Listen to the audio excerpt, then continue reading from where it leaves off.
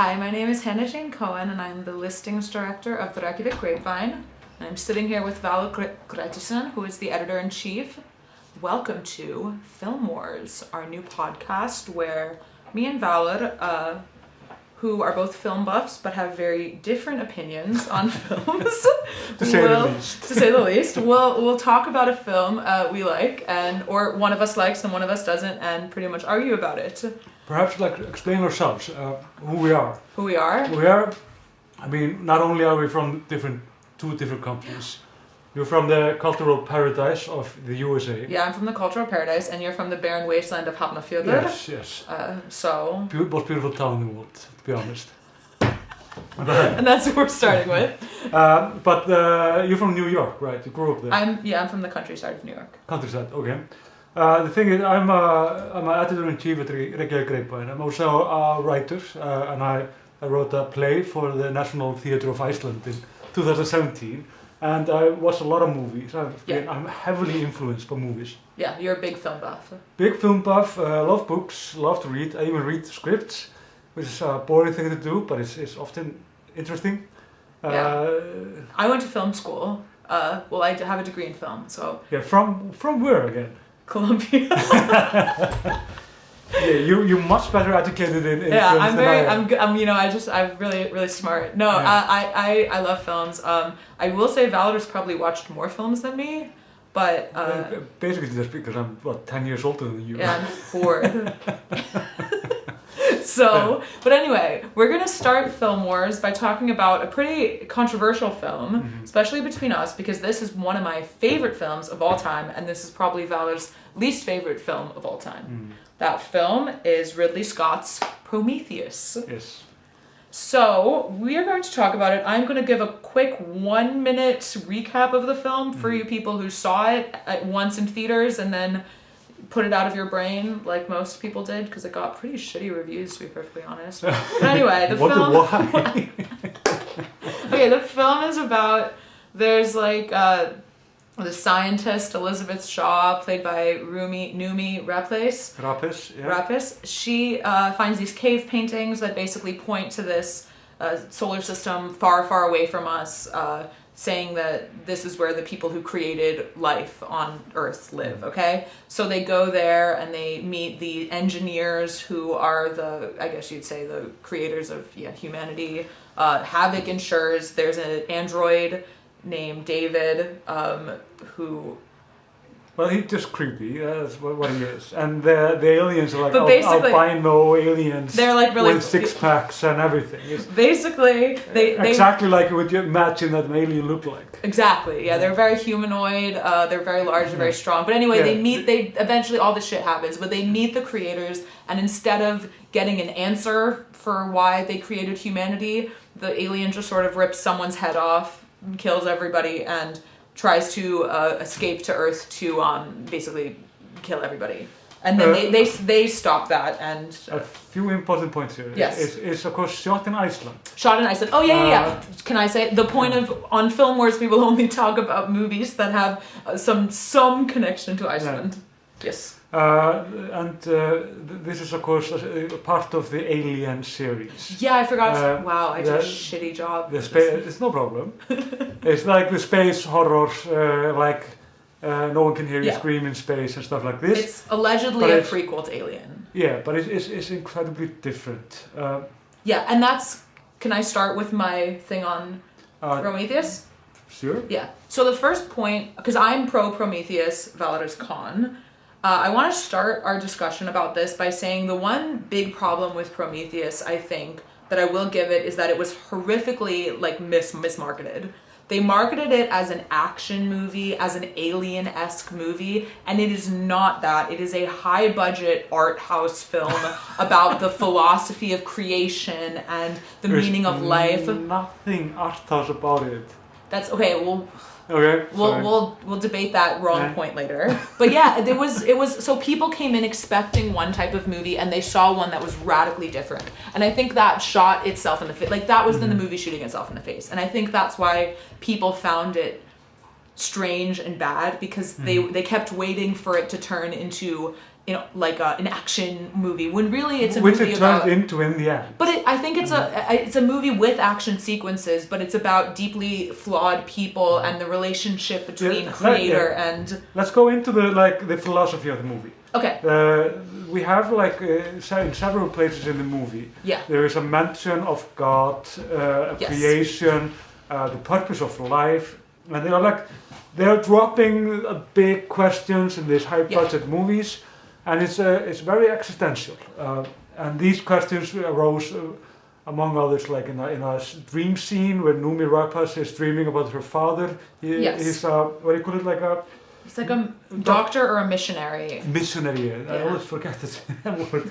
Then you have it again, like in the middle of the movie, when this character Wayland, a trillionaire that fund the program, he says that he's looking for he's always trying to gain eternal life. Yes. And that is also one of the questions, when you have so much money, the only thing you can buy is eternal life, which is it's impossible. Bummer, of course, for the 1%, I guess.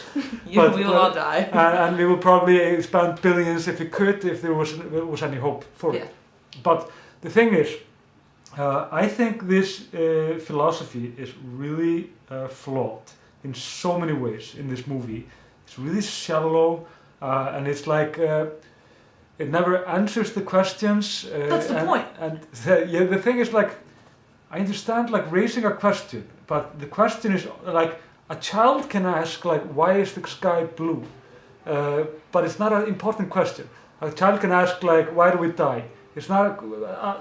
It's not in art perspective. Yeah. It's not It's not an important question to ask it. We've done it for ages. Yeah, because that's the fundamental question of mankind. That since the birth of life, people and birth of consciousness, people have asked, why am I here? Mm-hmm. What is the point of my life? Mm-hmm. What does it mean to be alive and die? Those are the fundamental questions of consciousness. But how do they actually go through this with these questions in the movie? It's they have the creepy David, the robot. The android, Michael Fassbender actually plays him very well, but it's a ridiculous character. But he is, of course, a creation of us. The AI, highly evolved android, miracle almost. And he almost got a soul in some ways. At least he himself is striving to find a soul within himself.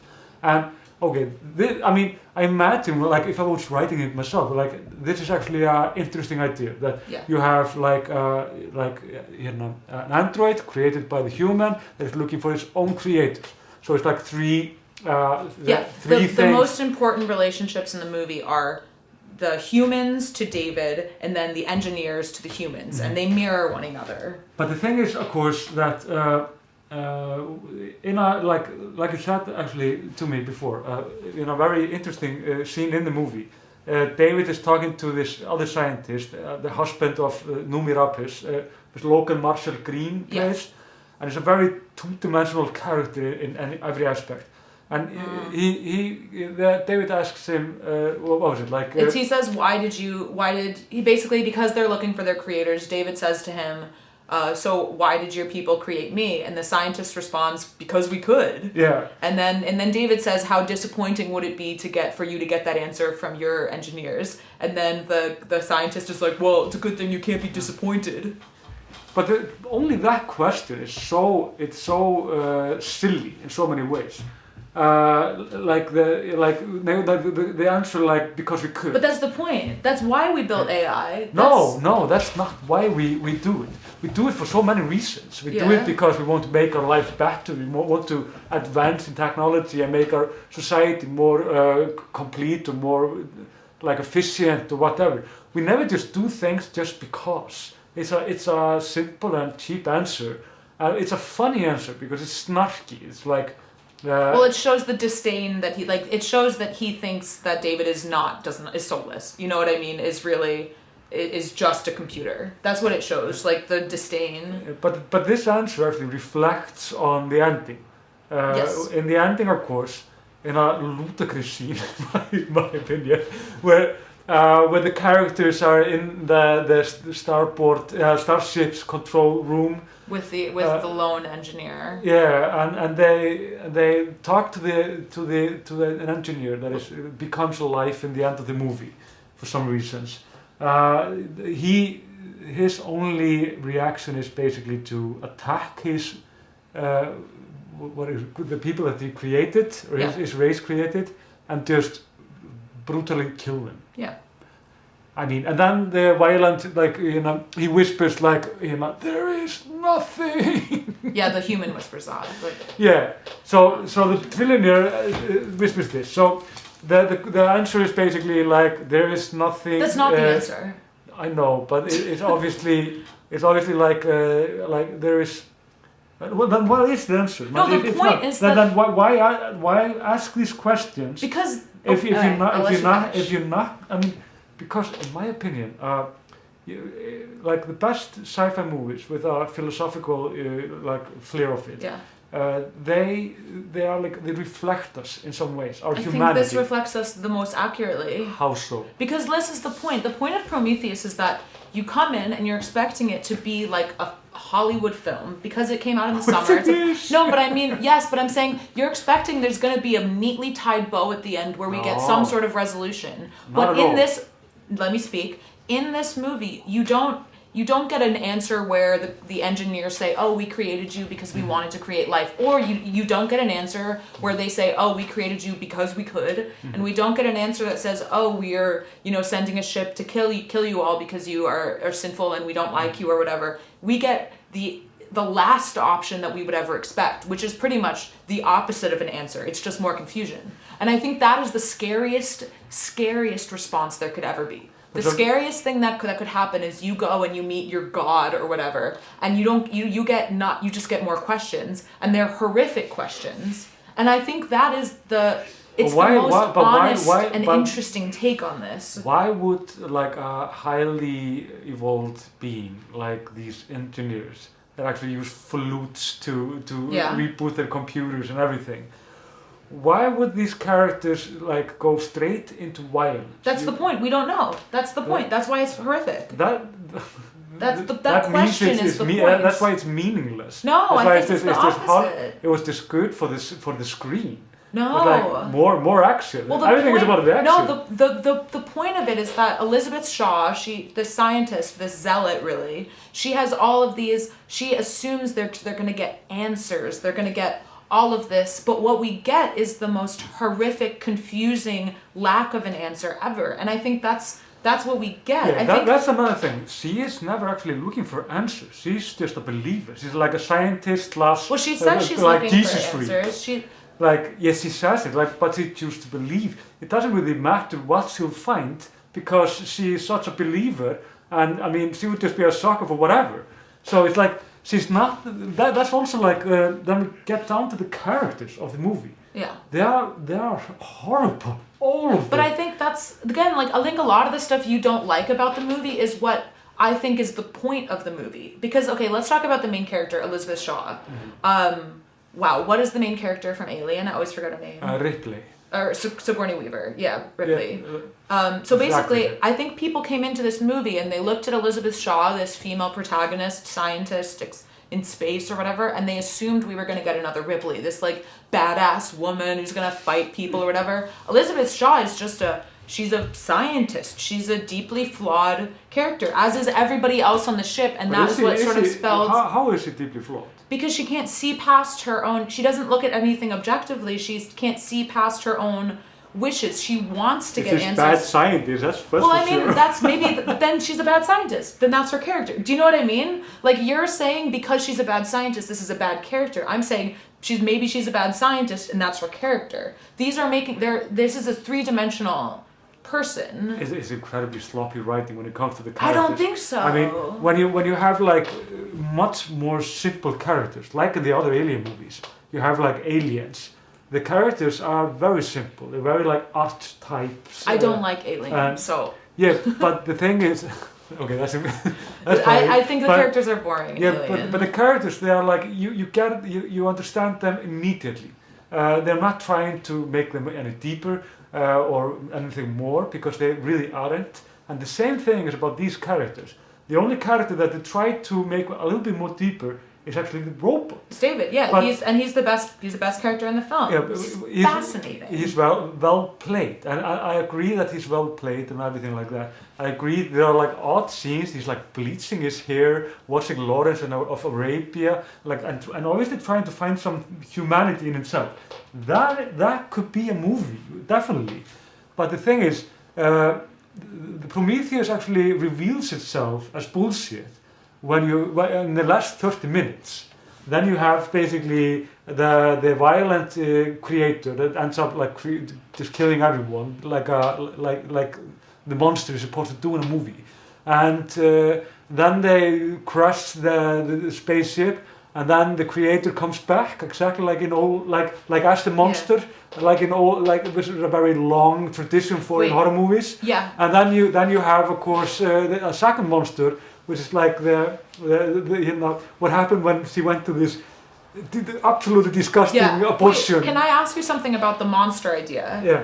Which one do you think is scarier? A monster who you understand why they hate you and want to kill you, or a monster that you don't understand why they hate you and want to kill you? Like, is a monster whose motives you understand scarier than a monster whose motives are unclear? Because I think a monster whose motives are unclear can be extremely scarier. Because a monster is just a monster. It never has any purpose other than to kill. But if it would have been a human being, then I would have thought it could be interesting. But you would have to explain something like it's like when you come to like understanding humanity. That's the question that they're asking in this movie, and I think the miserably fails. It's basically that they're asking like what is our purpose, why we were created, and is there life after death? Yes. The thing is like. I would understand if the monster, like the alien, the creator, would have not liked what they saw, and that would be interesting. Idea like why are we so flawed and why we deserve to die or something like that. I think what you're saying is you wanted an answer and the movie didn't provide one. No, not at all. I mean, I would have. I mean, if it wouldn't have gone from just being a creator into like full blown like savage monster, then I mean. Like, what are you trying to do? Are you trying to be a philosophical stuff? Or are you trying to be a monster movie? The point is that we don't know. The point is that is unresolved, and that's why I like the film. I think like we are agreeing that the point or the reason why the engineers get violent or whatever is completely unresolved and unexplained. You don't like that. I love that. I'm saying, do you know what I mean? It ruins the core of the movie. No, it absolutely burns it down. No, it's the exact opposite.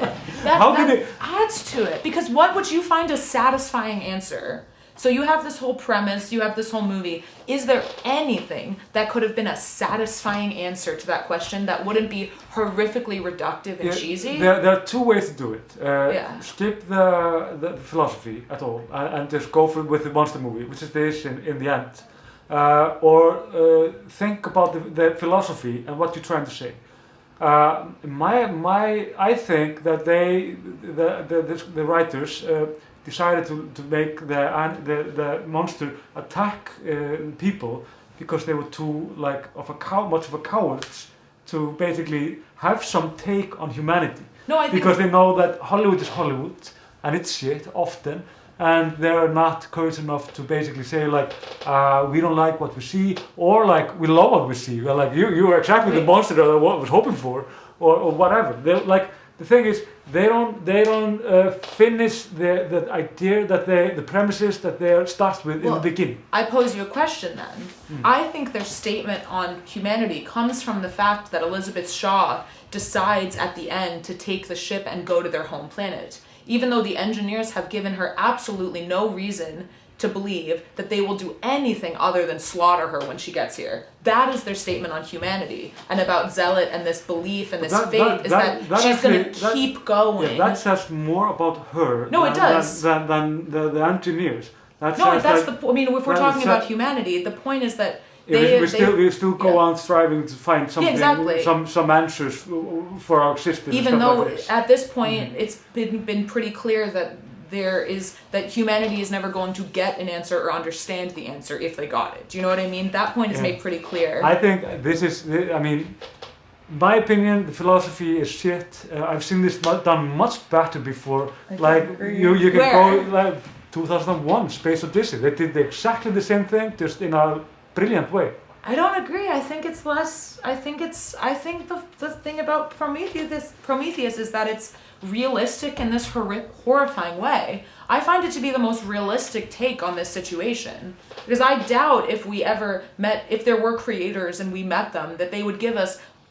I don't think they would give us a satisfying answer. I don't think we would get any answer at all. Yeah, the thing is, because we're ants. Yeah, the thing is, the idea is flawed because, you can see, like when it's like you can't. It's funny. You think that because they don't answer it, there is a point in it. Yeah, that's what I'm saying is wrong. Yeah, so I think this is a disagree situation. Definitely. Yeah, I think we agree completely on the film, but I'm saying that if you're gonna go into the philosophy, you have to have a conclusion. Nietzsche didn't just ask random questions all the time. But he answered them. He took them and he went all the way with them. Perhaps unfair, very extreme. Yeah, I was going to say the lack of an example. Answer is the answer, though, and the fact that she decides to continue on, that is the answer to the question of humanity and our drive. But that's the reality. But that's the reality of humanity all the time. We have no answers. And therefore, these filmmakers didn't add anything to anything. I think it's oh my gosh. Okay, so I do think we should move on to the next point though, because I think we've gotten to a point where I understand how you feel, you understand how I feel. Okay. We believe the same thing, but we've taken it in radically different conclusions. Do you know what I mean? Okay. I say bad characters. I think we've touched that already. Okay. Do you wanna? I think we should talk about number 3. Yeah. We have Charlize Theron. She's a bad character, I'll give you that. She's a bad character. She's she's underwritten grotesquely. We have the crew in the ship. Also, there's always some people adding to the crew. Like all of a sudden there are like 3 people more there. And when the monster comes back, there are like 3 monsters in the movie, by the way. And then when it comes back. What was it, like biologist? The geologist and the biologist. Yeah, they come back, one of them, and then you have like a ton of people that it kills you. Like, what people are there? Like, how many are there in this? Because like on the meetings there were like 5 people or something. I don't understand anything. Oh yeah, go back and watch that scene. So, count how many people there are. I mean, I'm telling you, there are like 50 people all of a sudden in this spaceship, but you only see like 5. Right. This is such a minuscule issue. We are going on to the 3rd one because this is a good one. Yeah, the abortion issue. The abortion scene. Yeah. Okay, if you could you describe this or? Okay, so basically, more or less, she gets impregnated with this alien DNA, with this black goo. It's a really sort of convoluted story of how it happened, but the point of Elizabeth Shaw, the main character, she can't get pregnant. That's like a plot point. And then she gets pregnant with this sort of like alien DNA. So also very religious also, that she can't get pregnant, she can't create life. Yeah, that's like the whole deal. Because like a lot of this, again, this movie is about the relationship between the creators and the life they make. And she can't make life. But anyway, she gets pregnant with this alien DNA and she wants it to be removed. It's basically like bubbling in her stomach. You've seen Alien, you know that it bursts out of the stomach, this like the worm thingy. But basically, she has an abortion in this medical pod, which is this advanced. And for some odd reason, only designed for man. Yeah. Okay, that's another. I will give you that is okay. So like the med pod is owned by Charlize Theron's character, a woman. And she explicitly says, like, this is my med pod, stay out of it. And then when she goes to get her abortion, she puts in, I need a cesarean, and the med pod said, I'm sorry, this med pod is only calibrated for men. So then she has to, like, make it do it herself. Like, but it could be also violence, med pod, I mean. Yeah, for sure. Yeah, that's possible. That would make more sense, actually. That's probably what it is. We didn't catch that. At least what the writers were thinking or something. Yeah. I don't know. But anyway, she has this abortion scene, which you have to admit is fantastically horrific. It's impressive. Cinematic moment. It's impressive. I have to. I mean, all the cinematography. Yeah, exactly. It's very impressive. Yeah, the movie is beautiful. It's beautifully shot. It's beautifully directed. Everything is quite on point there, except for the script, which is just absolute shit. And the moments of violence and the moments of horror are truly horrific. Yeah. But the mad plot is like, I don't know what to say about this, man. I mean, we are not what do you call it, like vulnerable when it comes to these issues, at least in Iceland. I know the Americans are. But I mean, I saw this scene and it's horrific, and they like it's a cesarean. Burns her up. Take out this grey like alien, like squid alien, like you saw in the first movie, just with like tentacles. Like it's really horrific. And she has to like crawl under it. I love that they included. She had the umbilical cord, and she has to pull it. Yeah. But the thing is, like, I mean, it was a neat situation. It was like very well planned. It was very well built up for it and everything. It was very well thought. But my like thoughts are also like, okay, you have like a heavy Christian tone in the movie. Yeah. And message. Well, also. You have a character who's Christian. Yeah, you have Christian characters, you have Christian, like, you're talking about God and everything, and I mean, I assume it's Hollywood, it's all about Christian, it's not about Muhammad. So, I mean, this is basically about the Christian God. But the thing is that then you have abortion in the movie, and it's like a box. What do you call it? Like she does it basically, like Amistad does it herself. Yeah, what is it? Like self machine? What do you call it? Like we put the coin in it and get candy out of it. Oh, like a vending machine. It's like a vending machine for abortion. I didn't see it as a It's absolutely brilliant. But you have to like admit that it's confusing that you're talking about these Christianity themes, and then you like go into abortion, which is very like anti-Christian when it comes to Americans. I don't know, the movie like is set in 2094, and I just took it as like we've moved past this. It's still like America's, but she's pregnant with a monster. Like I said, I mean, that's obviously, I mean, in my opinion, this movie is about this abortion scene. It's like, this movie is like a weird abortion movie. Can I be real? Is that I've seen this movie about 6 times, I would say, and I always forget about the abortion scene until she gets pregnant, and I'm like, oh yeah, the abortion. That's one of the least. I mean, I think cinematically, it's probably the best part of the movie, but you know, like philosophically, for me, it's sort of.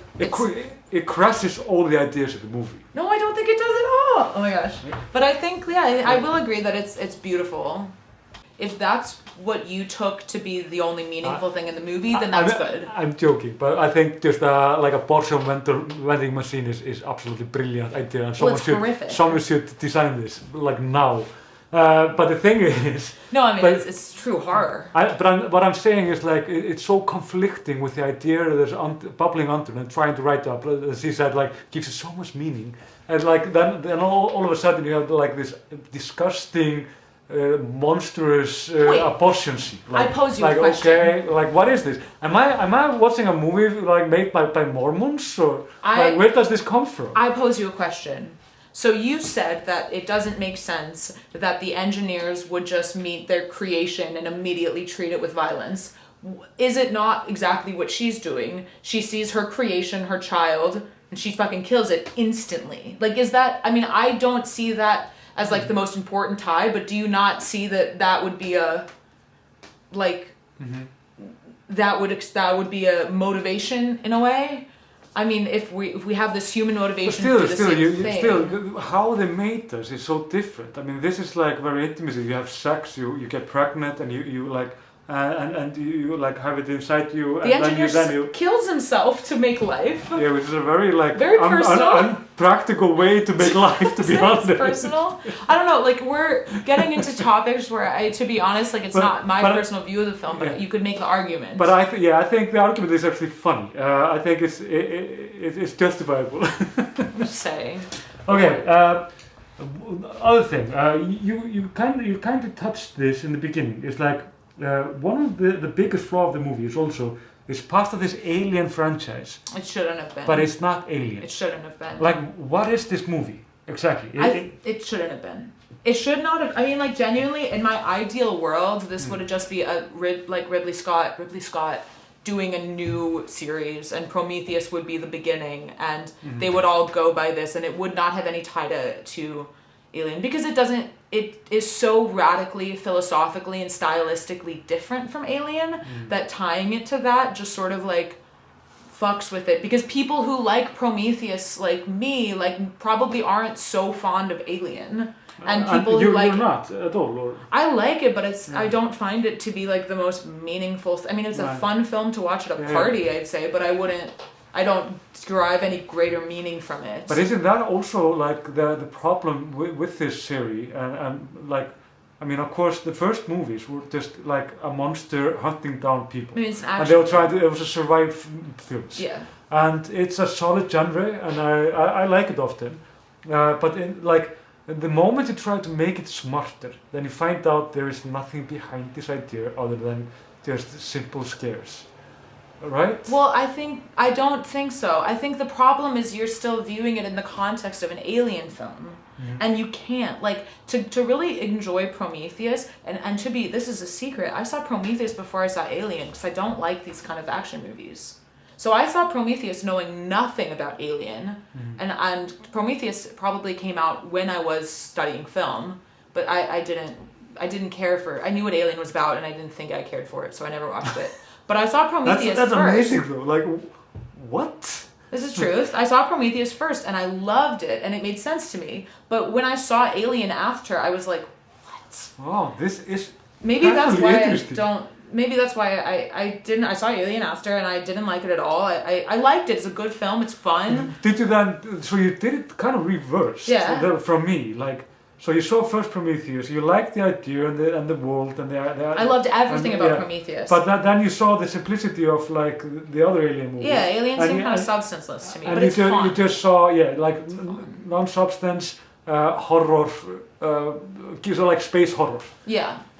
It reminded me of like it's just sort of like a basic space monster film. But I understand it invented that genre. Like I understand why it's important and why it's a good movie or whatever, but like I've probably seen it twice, you know. I mean, I agree with you in one way that the Alien movies are not the best movies in the world. I mean, I was on the right age, of course, when I saw like the first and the second one. I was like 10 years old or something when I saw Aliens, and it was absolutely terrifying when I saw it, and it really like had a lot of effect on me. At the same time, I was watching like The Abyss with James Cameron, another masterpiece about I think. But it's like a sci-fi heavy horror adventure like out there movies. The genre is fun, but it's like this movie. The thing is, I always acknowledge that these movies were just that. Exactly. They were nothing more, and therefore I was just. I mean, it's the same like if you this is a touchy subject actually. When you go into the Star Wars thing, it's like people are trying to make it more smarter than it is. It isn't really. It doesn't have to be. It's just fun. Stupid it's adventure. Candy. Yeah, keep it like that, please. It's film candy.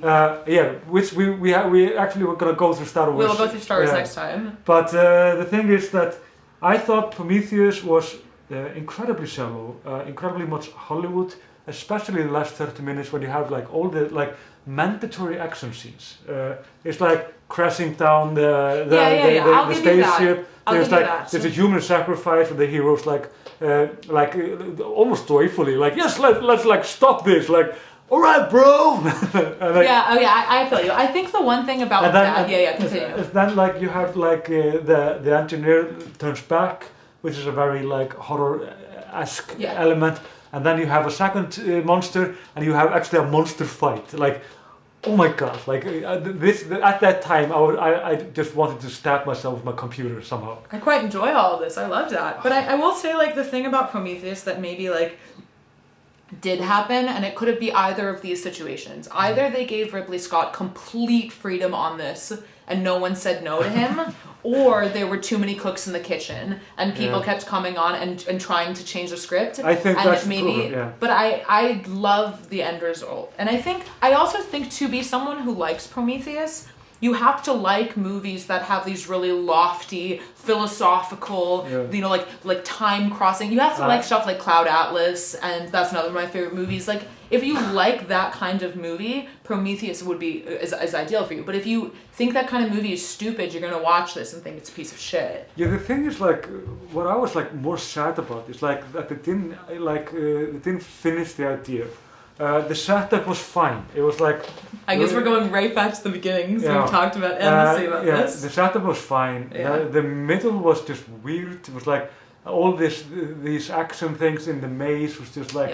It was wasn't enough happening somehow, and the characters were not that interesting that you were like... I didn't want to spend a minute with them on Iceland, another planet. On Iceland, yeah, which is Iceland. So, I mean... My decision, like what I think is that the movie is fantastically shot. It's like beautiful. It's beautiful. Like Iceland is crazy in it, and I've never seen actually Iceland like this beautiful in a movie. And it's so otherworldly. It truly does look like an alien planet. Yeah. And also I think like as a director, Ridley Scott did what he could with it, but in the end, it's like sometimes you see these movies, they like you have a lot of good actors and a lot of like right things, but something just doesn't click. Wait, I'm interested. This is one of these movies. Okay, it's written by, I'm going to pronounce his name wrong, Damon Lindelof. Who is there are two writers. Yeah, but he's one of them. He's the main writer. Yeah. He wrote Lost. Did you like the ending of Lost? Was there an ending on Lost? I totally missed that. I love the ending of Lost. There was an ending? So I think we're just fundamentally... It was just... Yes, it ended and it made sense. There was just a last, episode. This makes me want to, I don't get violent, but when people don't understand the ending of Lost, or they're like, oh, were they dead the whole time? I get violent, I want to hit someone. Because it made total sense. It was a beautiful, lovely, gorgeous ending. How did Lost end exactly? I can't go into this right now. You don't know. That's of course the I know. Answer. They were So last season there was this. Do you know the Flash sideways? I mean, we can go into this later. This is quite a lengthy explanation. But there was the fight between Light and Dark, Jacob, and. But anyway. The thing is, Lost had the same charm. It was great atmosphere. There were a lot of great ideas going on. But none of them were he didn't take any of them. It was basically like soap opera. It was like Dynasty in a sci-fi world on Series 2. So wrong. Okay, I think that'll be another Film Wars.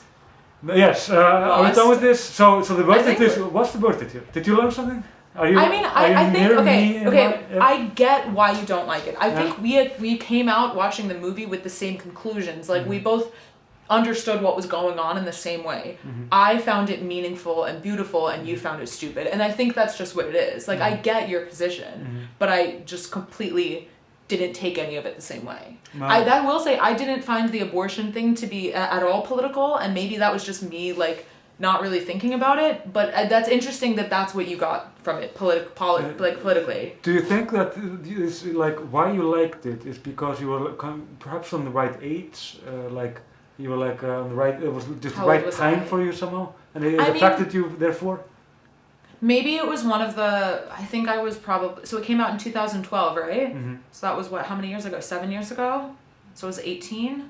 That could have contributed. I don't know, because I watch it now and I still feel the same meaning from it. I think if I had seen it when I was any younger, I probably would have thought it was stupid. But what if you would have watched it older? Do you think it's aged as well? I think it ages really well. I mean, watching it last night, I thought it aged truly amazing. And there are so many movies that are made nowadays. This is 2012. Yeah. The Marvel, I watched Infinity War 2 weeks ago. It doesn't age well at all. The CGI is already outdated. I watched Avengers. That was just flat out weird. It doesn't. That's what. Yeah, it doesn't. It's not a decade since they did that. Yeah, I think I thought. Did you think visually it aged well? Prometheus, when you watched it last night, did you think that it aged well? That it could have come out this year? No, it was. The thing is, it was both the CGI, I guess. Yeah. and like how it was shot and everything, it was like it was dead on. I thought the designing of the alien, like the engineer, it was really weird.